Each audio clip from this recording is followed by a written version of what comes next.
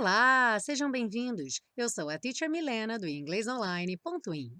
Nessa aula de inglês com música, vamos estudar a canção Smile, composição de Chaplin para seu filme Tempos Modernos em 1936, sendo que, na época, um tema instrumental, que em 54 ganhou letra de John Turner e Jeffrey Parsons quando foi gravada por Nat King Cole.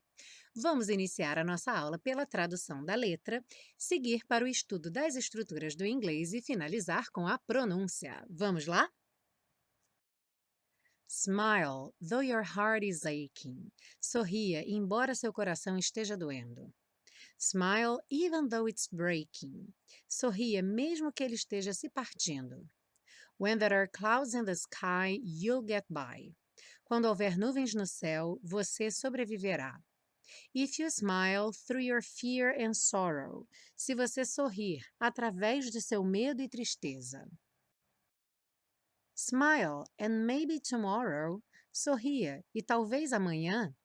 You'll see the sun come shining through for you. Você verá o sol vir brilhando para você. Light up your face with gladness. Ilumine seu rosto com alegria. Hide every trace of sadness. Esconda cada traço de tristeza. Although a tear may be ever so near. Embora uma lágrima possa estar tão próxima. That's the time you must keep on trying. Esta é a hora que você tem que continuar tentando. Smile, what's the use of crying? Sorria, de que adianta chorar? You'll find that life is still worthwhile. Você descobrirá que a vida ainda vale a pena if you just smile. Se você apenas sorrir. A música começa com as seguintes frases. Smile though your heart is aching. Smile even though it's breaking. Sorria embora seu coração esteja doendo. Sorria mesmo que ele esteja se partindo. O though e o even though, juntamente com o although, que não está aqui nessas frases, mas vai aparecer mais à frente na música, sempre dão a ideia de contraste. As traduções podem vir como embora, muito embora, mesmo que. E com exceção do though, que em alguns casos pode vir como a última palavra da frase, todos os outros, inclusive o though quando vem nessa posição, tem que sempre vir seguidos de sujeito e verbo. Ou seja, though your heart is aching. Your heart é o sujeito, is é o verbo. Even though it's breaking. It é o sujeito, is é o verbo, aí no caso está contraído. Vamos ver um outro exemplo, com although agora. Although it was raining, we went out. Embora estivesse chovendo, nós saímos. Repare que em português nem há sujeito nessa frase, mas em inglês nós temos o it aqui, logo após o although, e o verbo, então, to be no passado, was. Mais à frente na letra, temos a seguinte frase. When there are clouds in the sky, you'll get by. Quando houver nuvens no céu, você sobreviverá. Esse there are está aí para indicar existência. Sempre vamos usar o there is no singular ou there are no plural quando quisermos indicar a existência de alguma coisa. Por exemplo, há uma casa vazia nesta rua. There's, ou there is, an empty house on this street. Uma coisa interessante é que em português, frequentemente fazemos essa frase com o verbo ter e dizemos tem uma casa vazia nesta rua. É importante prestar atenção que esse ter não indica posse, ok? Então, a gente não pode utilizar o verbo have em inglês. Tem uma postagem no blog do inglesonline.in explicando a diferença entre o have, o there is e o there are em detalhes. Eu sugiro que você não perca essa postagem. Um outro exemplo com there are no plural, então, seria há ou tem várias casas vazias nesta rua. There are several empty houses on this street. Ainda nessa frase, when there are clouds in the sky, you'll get by, quando houver nuvens no céu, você sobreviverá, temos essa expressão get by, que é muito interessante. Ela significa você conseguir se virar tendo somente o necessário para passar por uma situação difícil. Então, as traduções podem ser se virar, sobreviver, dar para o gasto. Vamos ver alguns outros exemplos. My French isn't very good, but I get by. Meu francês não é muito bom, mas eu me viro, ou eu sobrevivo. We can get by with 4 computers at the moment, but we'll need more. Nós podemos nos virar com 4 computadores no momento, mas precisaremos de mais. A continuação dessa frase you'll get by na música seria you'll get by if you smile. Então, você sobreviverá se você sorrir. Ou seja, temos aí uma condição. A condição para a sobrevivência ou para o bom-sucedimento é você sorrir. E essa construção em inglês é bastante simples de ser feita. Vamos ver alguns outros exemplos. Se eu tiver dinheiro suficiente, eu comprarei o carro. If I have enough money, I'll buy the car. I'll, aí então a contração do I com will para fazer o futuro do verbo buy. I will buy, eu comprarei o carro. Repare no começo dessa frase, na parte da condição, se eu tiver dinheiro. Em inglês, usamos apenas o verbo no presente, if I have enough money. Bem simples. Vamos ver um outro exemplo. Se ela chegar em casa cedo, iremos ao cinema. If she gets home early, we'll go to the movies. Novamente, temos na segunda parte, will go, we will go. Então, will, contração do we com will, para fazer o futuro do verbo go. E na primeira parte, if she gets, presente simples aí, o verbo concordando com o sujeito she. Então, lembre que I get, you get, they get, mas he, she, it gets. Então, como essa condicional usa a estrutura do presente, lembre de colocar o S para o he, she, it. Se ela chegar em casa cedo, iremos ao cinema. If she gets home early, we'll go to the movies. Vale dizer que essas frases podem ser invertidas, então eu poderia começar pela segunda parte. We'll go to the movies if she gets home early. Então, tanto faz você começar pelo resultado ou pela condição. O importante é você entender bem qual é a formação desses dois blocos e aí você vai organizá-los na frase da maneira que for mais interessante para você. Temos aí na música uma frase que diz Although a tear may be ever so near. Embora uma lágrima possa estar tão próxima. Já vimos o ever em várias outras canções, mas nessa música, essa palavra tem um uso bastante diferente, porque ela está ligada a outra palavra, o so. Quando essas duas palavras vêm juntas, ever so, elas funcionam como um intensificador, que poderíamos substituir pelo very, pelo really e até mesmo pelo so sem o ever. Vamos ver um outro exemplo. He kissed her ever so gently. Ele a beijou tão gentilmente. Poderíamos dizer very gently, ou really gently, ou somente so gently. Mas o ever so, ele é mais poético, tanto que ele é muito utilizado na literatura.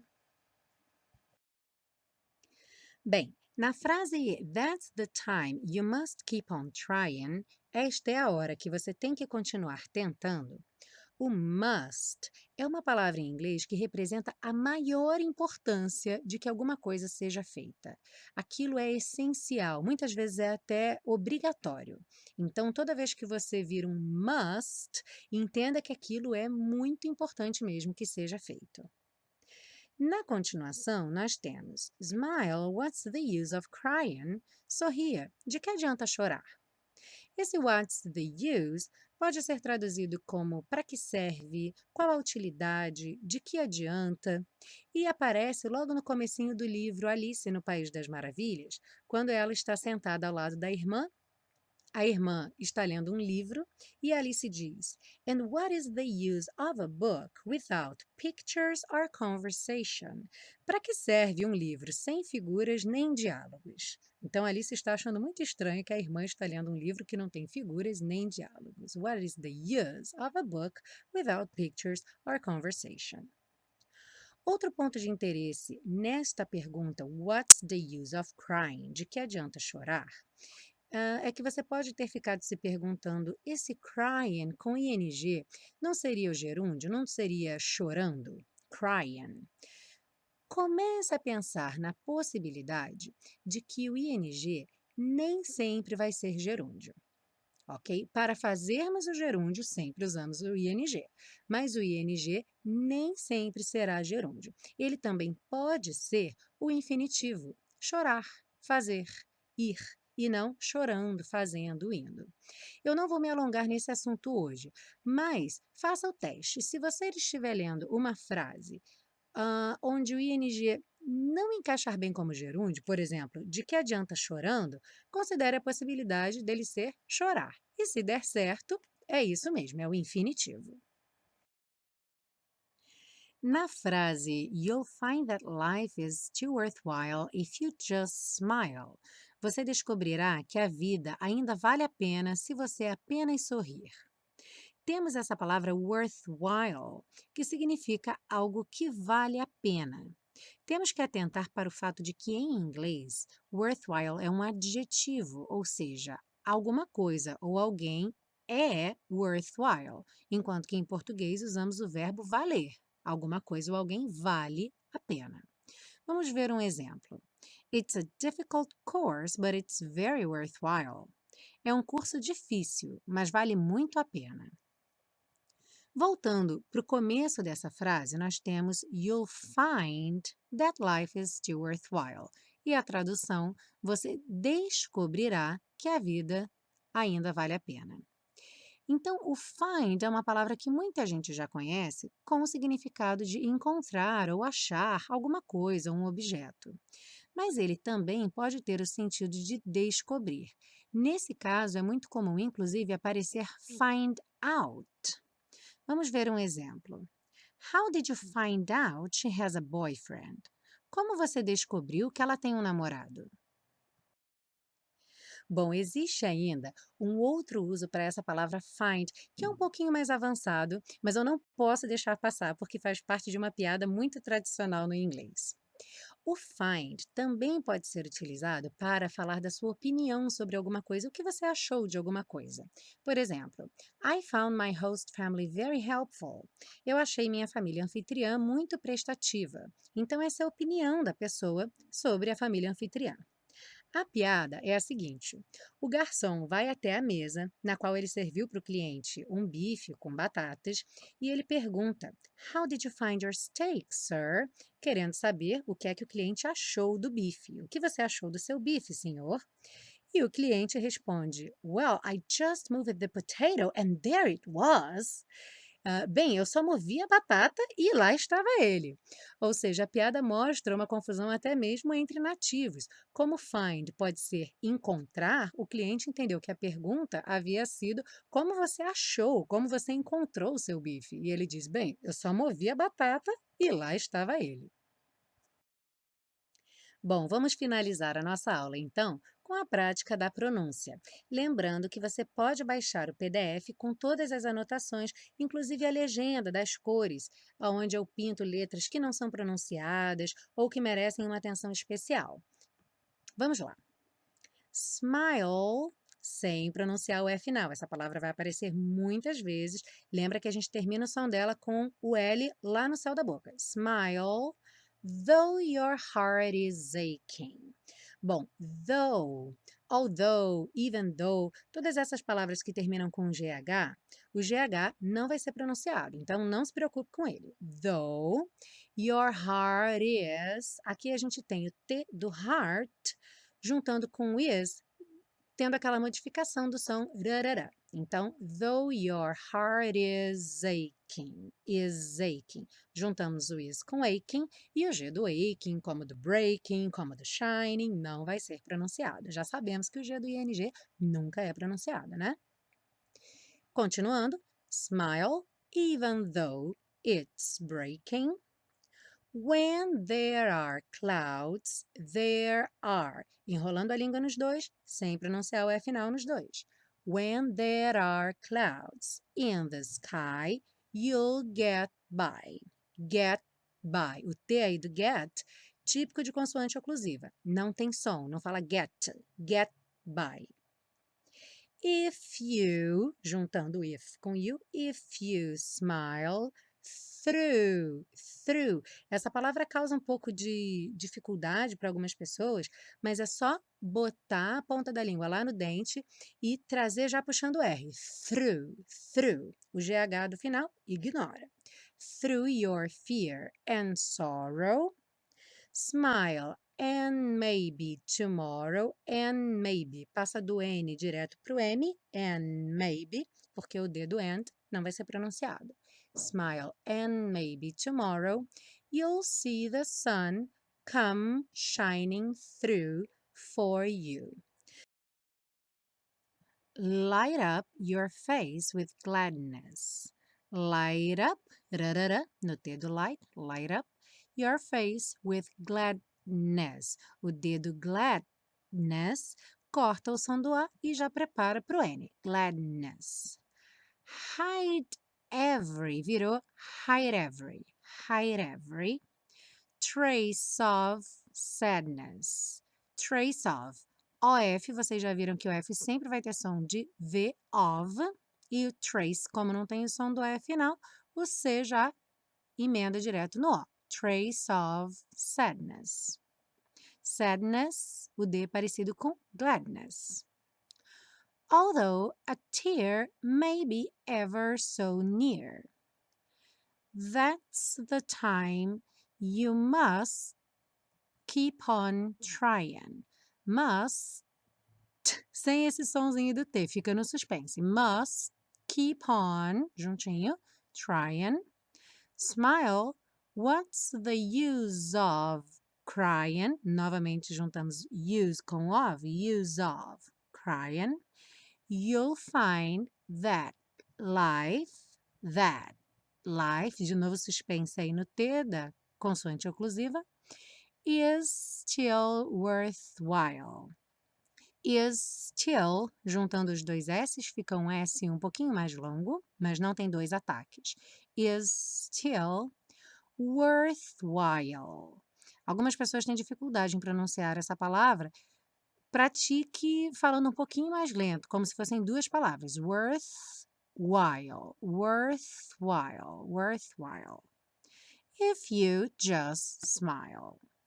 Just smile. Também junta os dois S porque o T do just acaba não aparecendo. Bom, eu espero que essa aula tenha trazido um sorriso para o seu rosto. Cantar já é bom, cantar sorrindo é ainda melhor. Aprendendo inglês, melhor ainda. Então lembre, cante bastante, escute bastante a música, encontre a versão que você mais gosta, tem várias regravações dessa música, escute, cante junto e pratique. Lembre que você pode baixar o PDF com todas as anotações da aula no www.inglesonline.in. E se você gostou da aula, dá o seu joinha, se inscreve no canal ou assine o podcast, compartilhe com seus amigos, help spread the word, ajude a divulgar. E escreva um comentário para mim, eu adoro ler os comentários de quem está acompanhando a série. Eu sou a Teacher Milena e até a próxima aula de inglês com música.